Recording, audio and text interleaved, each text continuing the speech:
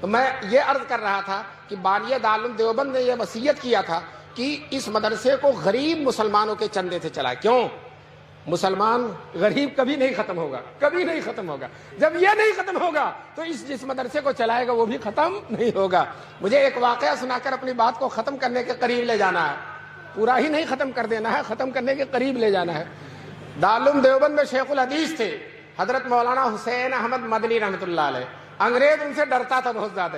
پورے ملک میں جا کر انگریزوں کو للکار، ڈرتے نہیں تھے، شیر کی طرح دہاڑتے تھے. تو انگریزوں نے سوچا ان کو دارالعلوم دیوبند سے نکلوا دیا جائے.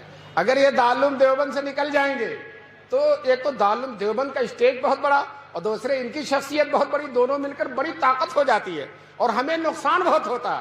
کم سے کم ان کو دارالعلوم سے نکلوا دیا جائے تاکہ ان کی آواز میں وہ زور نہ رہے. کم سے کم دارالعلوم کے شیخ الحدیث تو نہیں رہیں گے. لیکن چونکہ دارالعلوم دیوبند انگریزوں سے ایک پیسہ نہیں لیتا تھا تو انگریز اس پر کوئی آرڈر بھی نہیں دے سکتا تھا. حیدرآباد کے نواب جو انگریزوں کے طرفدار تھے، انگریزوں سے ملے ہوئے تھے، انگریزوں نے حیدرآباد کے نواب کو آمادہ کیا کہ آپ دارالعلوم دیوبند میں چندہ دیتے ہیں، آپ کا اثر و رسوخ ہے، آپ اپنے اثر و رسوخ کو استعمال کر کے مولانا مدنی جو ہمارے سب سے بڑے مخالف ہیں دارالعلوم دیوبند سے ان کو نکلوا دیجیے.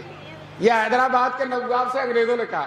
نواب نے نہ آؤ دیکھا نہ تو اتنا لمبا خط لکھا اور دارالعلوم دیوبند کے محتمم حکیم الاسلام قاری طیب صاحب رحمۃ اللہ علیہ تھے. خط یہ لکھا، محتمم صاحب کو معلوم ہو کہ مولانا مدنی کو مدرسے سے نکال دیا جائے. اگر ان کو نہیں نکالا جائے گا تو ہم اتنی بڑی رقم جو چندے میں دیتے بند کر دیں گے. حضرت قاری طیب صاحب کو ان بوڑھوں نے دیکھا ہوگا، حکیم الاسلام تھے، بڑی ہی لطافت کی باتیں ان کی زبان سے نکلتی تھیں. چنانچہ حضرت نے جواب دیا، انگریزوں کو معلوم ہو، نواب حیدرآباد کو معلوم ہو کہ مولانا مدنی کا مدرسے میں رہنا انگریزوں کے لیے بہت مفید ہے. کیوں؟ ہم ان کو ہفتے میں 6 دن چھٹی نہیں دیتے، بخاری اور ترمذی پڑھواتے ہیں، جمعے کے 1 دن چھٹی کے ملتے ہیں، ملک میں کہیں جا کر انگریزوں کو للکارتے ہیں. تو اگر ہم نے ان کو مدرسے سے نکال دیا تو ان کا پورا ہفتہ خالی ہو جائے گا، اور جب پورا ہفتہ خالی ہوگا تو 1 دن کے بجائے 7 دن ہفتے میں مخالفت کریں گے. اور جب 7 دن مخالفت کریں گے تو انگریز کو اگر 7 سال میں جانا تو 1 ہی سال میں جانا پڑ جائے گا. اس لیے انگریزوں کی بھی بھلائی اسی میں ہے کہ شیر کو پنجڑے میں بند رکھا جائے اور مولانا کو مدرسے میں. یہ قاری طیب صاحب نے جواب لکھا. کچھ دنوں کے بعد شیخ الاسلام حضرت مدنی کو معلوم ہوا تو دفتر اہتمام میں تشریف لائے. حضرت قاری طیب صاحب سے کہا، قاری صاحب میرے بارے میں کیا خط آیا اور آپ نے کیا جواب دیا؟ تو قاری صاحب نے کہا، خط حیدرآباد کا خط اور اپنا جواب شیخ مدنی کے سامنے رکھ دیا.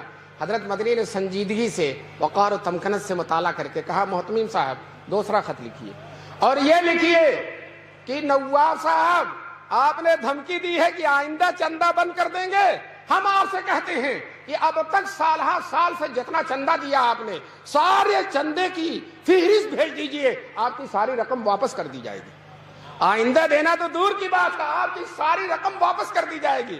آپ سمجھتے ہیں مدرسہ آپ کے چندے سے چلتا؟ مدرسہ اللہ کی امانت ہے اور اللہ اس کو چلانے والے. علماء نے لکھا ہے کہ حضرت قاری صاحب کا جواب حکیمانہ تھا اور شیخ الاسلام کا جواب مجاہدانہ تھا.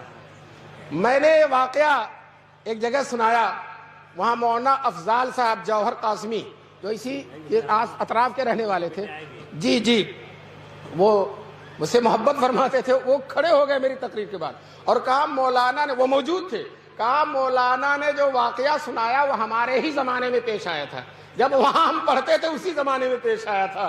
دوستو دیکھیے اللہ تعالیٰ نے انہی کے ایک مخصوص شاگرد سے تائید کرا دی.